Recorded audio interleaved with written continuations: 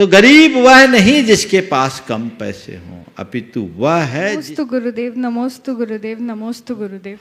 गुरुदेव, आज मेरे प्रश्न के दो भाग हैं। पहला गरीबी से है।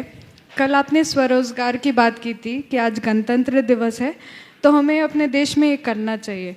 तो क्या हमको गरीबी हटाने के लिए उनको सिर्फ आर्थिक रूप से मजबूत करना ही ज़रूरी है या उसके कुछ और उपाय हो सकते हैं? और दूसरा, अभी आचार्य महाराज ने कहा है कि अगर हम गरीबी की बात करें तो जिस समय हमारे अंदर मांगने की भाव आती है, चाहे वो कोई भी इंसान हो, अगर उसके मन में स्वार्थ का फीलिंग आया है तो वो उसी क्षण और गरीब हो गया।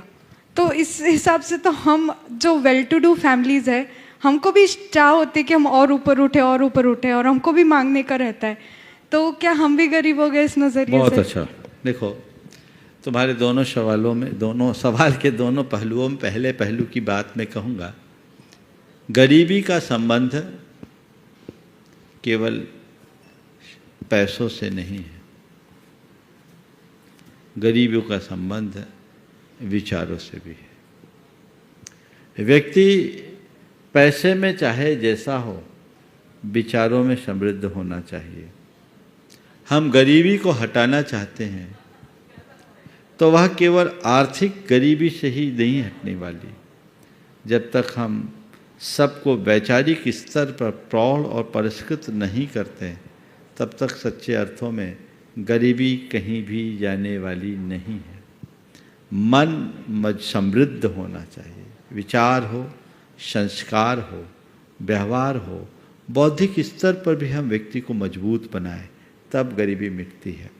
किसी को धन दे करके अमीर बनाया जा सकता है, पर धन देकर किसी व्यक्ति को समृद्ध नहीं बनाया जा सकता।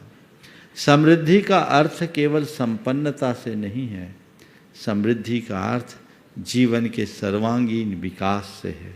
हमें उस तरफ भी ध्यान देना चाहिए। आचार्य महाराज ने जो गरीबी के अर्थ में कहा कि मांगने वाला गरीब है, बिल्कुल सही है। मैं तो एक सवाल पूछता हूँ, उससे पहले एक वाक्य कहता हूँ। गरीब वो नहीं जिसके पास कम पैसे हों, गरीब वह नहीं जिसके पास कम पैसे हो, अपितु वह है जिसे पैसे कम प्रतीत होते हों। समझ गए? फिर से दोहराऊं। गरीब वह नहीं जिसके पास कम पैसे हों, अपितु वह है जिसे पैसे कम लग रहे हों, कम प्रतीत हो रहे हैं। अरे मेरे पास कम है, इस कमी का एहसास ही गरीबी है।